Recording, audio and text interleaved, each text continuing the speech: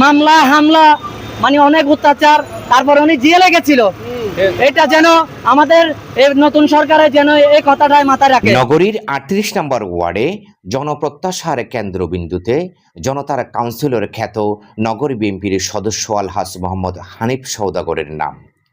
Rally ও পথসভায় সর্বস্তরের মানুষের অংশগ্রহণ।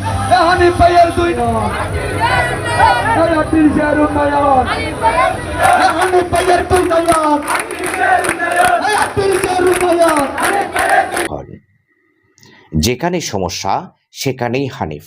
জনসেবা ও উন্নয়নে আস্থার প্রতীক হয়ে কাউন্সিলর হিসেবে দেখতে চান ওয়ার্ডের সাধারণ জনগণ। চট্টগ্রাম মহানগরীর 38 নম্বর ওয়ার্ডে জনসেবামুখী নেতৃত্বের প্রতীক হিসাবে আবারও আলোচনায় উঠে এসেছেন আলহাজ মোহাম্মদ হানিফ সওদাগর। আসন্ন সিটি কর্পোরেশন নির্বাচনকে সামনে রেখে তাকে কাউন্সিলর হিসেবে দেখতে চেয়ে এলাকার সর্বস্তরের মানুষ অংশ নেন র্যালি ও পথসভায়। 24 এপ্রিল বিকেল 4 ঘটিকায় স্বেচ্ছাসেবক দলের যুগ্ম আহ্বায়ক মোহাম্মদ রিজওয়ানের উদ্যোগে আয়োজিত কর্মসূচি সল্টগোলা ক্রসিং থেকে শুরু হয়ে ওমরশাপাড়ায় গিয়ে শেষ হয়। এতে বিভিন্ন শ্রেণী পেশার মানুষের স্বতঃস্ফূর্ত অংশগ্রহণ লক্ষ্য করা যায়। র্যালি পূর্ব সংক্ষিপ্ত পথসভায় বক্তারা বলেন, বিগত দিনে এলাকায় যেখানে সমস্যা সেখানে এই একটি নাম, মোহাম্মদ হানিফ সওদাগর। জনগণের পাশে থেকে তিনি দীর্ঘদিন ধরে কাজ করার ফলে সাধারণ মানুষের আস্থার প্রতীকে পরিণত হয়েছেন। বক্তারা আরও বলেন, হানিফ সওদাগর দীর্ঘদিন ধরে 38 নম্বর ওয়ার্ডে বাংলাদেশ জাতীয়তাবাদী দলের নেতৃত্ব দিয়ে আসছেন এবং অতীতে একাধিকবার তিনি নির্বাচনে অংশগ্রহণ করে ব্যাপক জনসমর্থন অর্জন করেছেন। দল ক্ষমতায় না থাকলেও তিনি বিগত সময়ে নিজ উদ্যোগে এলাকায় উন্নয়ন, শিক্ষা ও সামাজিক কর্মকাণ্ডে সক্রিয় ভূমিকা রেখেছিলেন। মানুষের যে কোনো সমস্যায় তিনি সবসময় পাশে থাকেন। অনেক মামলা হামলার শিকার হয়ে জেল কেটেছেন, তবুও তার বাড়ি থেকে কেউ খালি হাতে ফেরত যায়নি।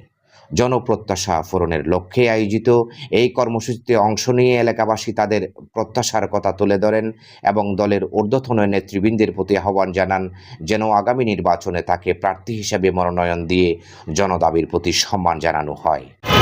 দীর্ঘ 17 বছর আমরা দেখছি হানিফ সওদাগর তিনবার দুঃসময়ের মধ্যে আমাদের এখানে 38 নং ওয়ার্ডে কাউন্সিলর নির্বাচন করেছে। দুঃসময়েও উনি নির্বাচন করেছে। নির্বাচনের ক্ষেত্রে আমরা দেখেছি উনি প্রচুর পরিমাণ কষ্ট করেছে। এমনকি দল ক্ষমতায় না থাকার ক্ষেত্রেও উনি অনেক এলাকার উন্নয়ন করছে। হানিফ সওদাগর এখানে কি করছে করে নাই এটা সবাই জানে। এখানে সবাই হানিফ সওদাগরের মানুষ, এখানে মানুষকে ডাকতে হয় না। হানিফ সওদাগরের নাম বলে মানুষ রাস্তায় নামে যায়, কেননা উনি এমন একজন মানুষ যে যায় তাকে কোনোদিনও খালি হাতে ফেরত পারে না। যে সমস্যার জন্য যায় এই সমস্যার জন্য সওদাগরের কাছে যেতে পারে। আপনারা 17 বছর কিছু বলতে পারেন নাই, এখন বলতে পারবেন। এখন আপনাদের কথা বলার পারমিশন আছে। যেটা ভালো করবে এটা ভালো বলবেন, যেটা খারাপ বলতেছে সেটা খারাপ বলবেন। এখন বলার স্বাধীনতা আছে।